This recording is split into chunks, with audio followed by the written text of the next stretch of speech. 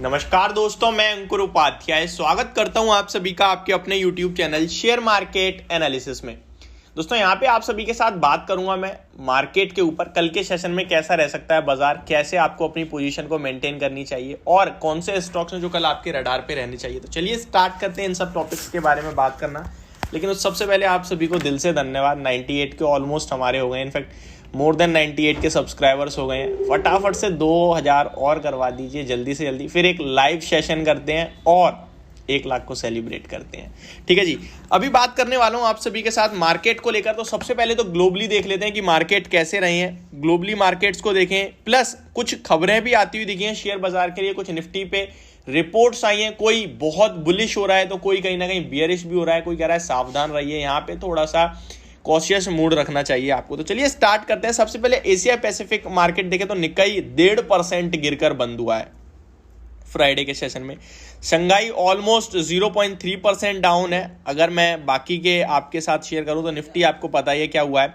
Europe के बाजार की बात करें तो फिट्सी में लगभग फ्लैट टू नेगेटिविटी थी। डेक्स फ्लैट टू पॉजिटिव बंद हुआ। कैक में फ्लैट टू नेगेटिविटी थी, ज़्यादा कोई मूवमेंट थी नहीं। रशिया के बाजार की बात करें तो यहाँ भी लगभग 1.3% की गिरावट देखने को मिली है आप सभी को। यूएस मार्केट की बात करें तो डाउ जोन्स नीचे से रिकवर होके ऊपर बंद हुए। उनका जो जॉब्स का डाटा आया उसके बाद गिरे और फिर रिकवरी के साथ फ्लैट टू पॉजिटिव बंद हुए। इनफैक्ट हरे निशान में बंद हुआ है यूएस मार्केट में डाउ जोन्स। लेकिन नैस्डैक इंडेक्स में 0.18% यानी कि बहुत मामूली सी गिरावट देखने को मिली है। अच्छी बात यह है कि वहां पे रसल 2000 फ्लैट टू पॉजिटिव बंद हुआ है। इनफैक्ट आधे % ऊपर बंद हुआ है। फ्लैट टू पॉजिटिव कहना गलत होगा, आधे % की तेजी थी रसल 2000 में। S&P 500 बिल्कुल फ्लैट, यानी कि कोई चेंज हुआ ही नहीं, 1 पॉइंट का भी चेंज नहीं हुआ है। तो ओवरऑल देखा जाए तो मार्केट में कल के सेशन में जो ऐसे संकेत आ रहे हैं अमेरिका के बाजार को देखने के बाद, वो ये लग रहा है पहला संकेत कि मिड कैप और small cap flat to positive रहने चाहिए कल के सेशन में। कोई फ्रेश ट्रिगर तो है नहीं अभी सामने। 13 और 14 दिसंबर को, जैसा कि मैंने आपके साथ कल भी शेयर करा था, फेड की मीटिंग है यूएस में, जहां पे एक और इंटरेस्ट रेट हाइक आने वाला है और मार्केट का अनुमान इस बार इंटरेस्ट रेट से लगभग 0.5% का। उसके पीछे का रीजन है कि इन्फ्लेशन हल्का हो रहा है। इन्हें लग रहा है कि ठीक है, अभी इतने हायर रेट हाइक्स करना ठीक नहीं है, अब रेट हाइक्स को थोड़ा धीरे करना चाहिए। इस बार 0.75 के सामने 0.5% ही रेट हाइक्स आएगा। इसी को सोचते हुए बाजार में आपने रैली भी देखी है पिछले कुछ दिनों में, अमेरिका का बाजार हो या फिर भारतीय बाजार। हालांकि भारतीय बाजार तो एक आउट परफॉर्मर है, बिल्कुल लाइफ टाइम हाई पे आ चुके हैं, इतनी बड़ी आपको रिकवरी देखने को मिली, पर स्टॉक स्पेसिफिक ये रैली नहीं आई है। अब आते हैं कुछ सेक्टर स्पेसिफिक। तो सेक्टर स्पेसिफिक में आप सभी के साथ बात करूं तो आईटी हो सकता है कल के सेशन में थोड़ा फ्लैट टू नेगेटिव दिखे या फिर फ्लैट दिखे, कोई ज्यादा मूवमेंट ना दिखे आपको।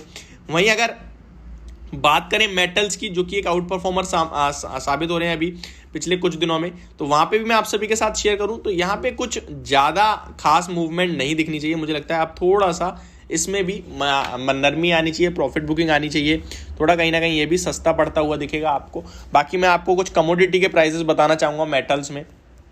तो मैं आपको यहाँ पे कमोडिटी के प्राइसेस बता देता हूँ मेटल्स के। लगभग क्रूड 1% गिरकर बंद हुआ है, ये बहुत अच्छी बात है। ब्रेंट में भी 1% की गिरावट है। नेचुरल गैस आधे % गिरकर बंद हुआ है कहीं ना कहीं। इनफैक्ट नेचुरल गैस में तो काफ़ी बड़ी गिरावट आई है, मैं आधा % गलत बोल रहा हूँ, वो आधा % तो चेंज हुआ है और गिरावट जो है वो आपके लिए 7% की है। तो नेचुरल गैस जिस रफ्तार से भागा था उसी रफ्तार से नीचे भी आ रहा है। तो ये बहुत बड़ी अच्छी खबर है, क्योंकि ये नेचुरल गैस के चक्कर में बहुत सारी कंपनीज के मार्जिन हिट हुए हैं। स्टील में फ्लैट टू पॉजिटिव ही देखने को मिली है, लेकिन आयरन ओर में 1.5% की तेजी है, तो ये थोड़ा सा एक्शन में रह सकता है। यानी कि एनएमडीसी का काउंटर आपको ध्यान पे रखना चाहिए। एनएमडीसी में वैसे भी डीमर्जर के लिए कुछ कहीं ना कहीं पहले एक्सप्रेशन ऑफ इंटरेस्ट आते हुए दिख रहे हैं EOI, तो ये कुछ मेन चीजें हैं। अब आते हैं थोड़ा निफ्टी के लेवल्स पे। अभी मैंने आपको ब्रॉडर बेस समझा दिया कि कैसा रह सकता है। अब आते हैं निफ्टी के लेवल्स पे। 16,700 की क्लोजिंग है। हो सकता है बाजार आपको यहां से दोबारा से ऊपर आता हुआ दिखे और बाजार में 16,750 to 800 के लेवल्स आपको देखने को मिल सकते हैं।